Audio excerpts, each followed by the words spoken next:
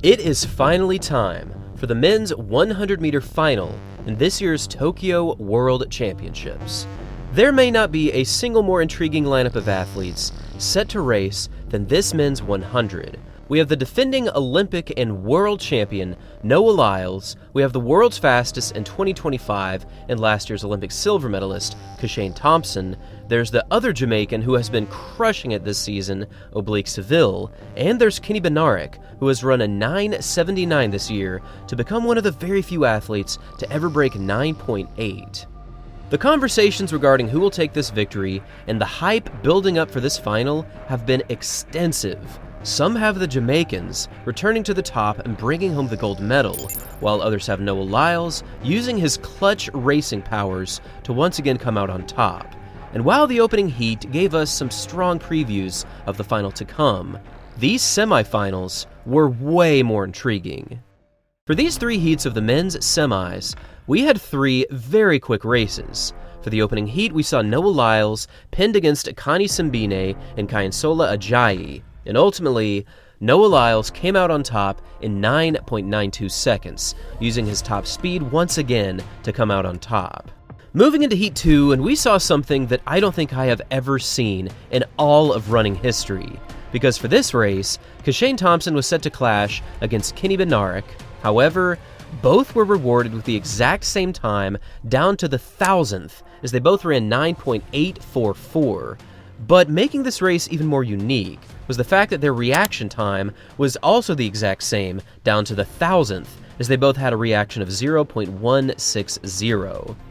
To make matters even more numerically interesting, both Jerome Blake and Zarnell Hughes ran the exact same time to tie for third, as they both ran 10.022 seconds for that tie.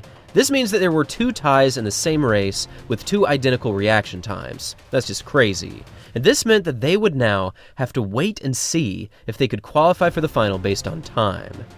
Moving into the third and final heat, and we saw Oblique Seville match against Letsili Teboho, Gift Leokela, and Abdul Rashid Saminu.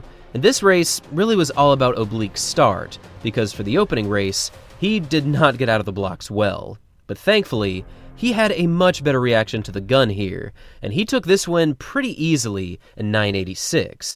Based on their finishing times, this meant that Zarnell Hughes and Jerome Blake would not make it to the final. Because here is the full lineup of athletes moving into this final. We've got Simbine, Ajayi, Lyles, Showstopping, Bednarek, Seville, Teboho, and Leokela on the outside. This is a massive clash in the modern landscape of sprinting. This 100-meter dash is set to be an absolute showstopper, and honestly, it would not surprise me at all if every single runner got under 9.9. So now, with the opening round and semis behind us, let's head to the track for this men's 100-meter final.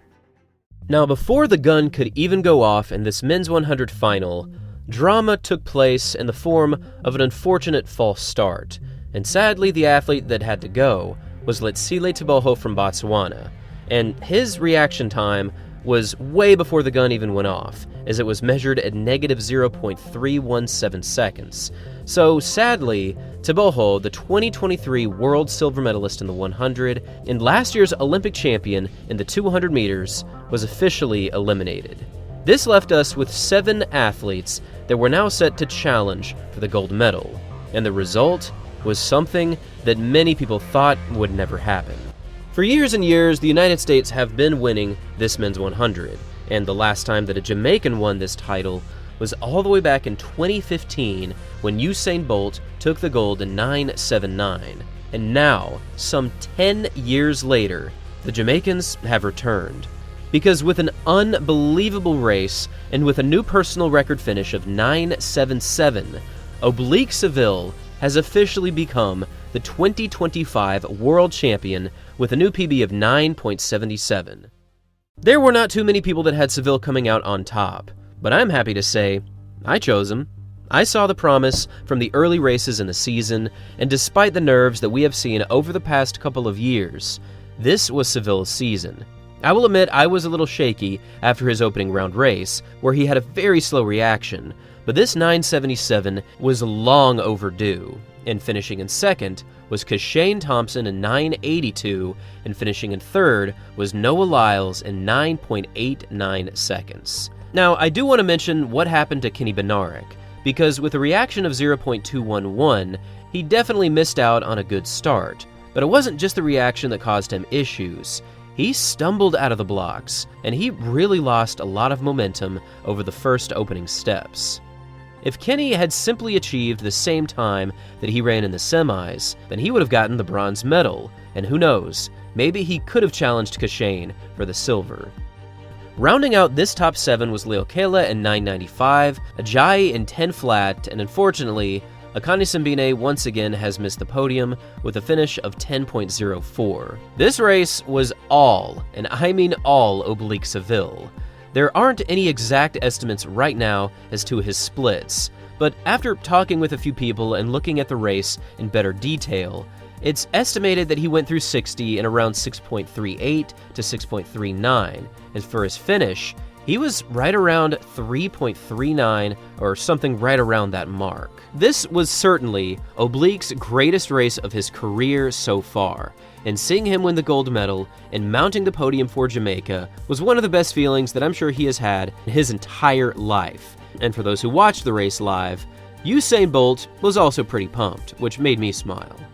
And now, I would love to hear from all of you. What did you think about this men's 100? Did it live up to the hype? Did it live up to expectations? And moving forward, what are Oblique Seville, Thompson, and Lyles set to do for 2026 and beyond? Thanks for watching, everyone, and as always, until next time. Guys, I tried to tell you, Oblique is just a different animal this year, so, man, he's, yeah, that was a good race.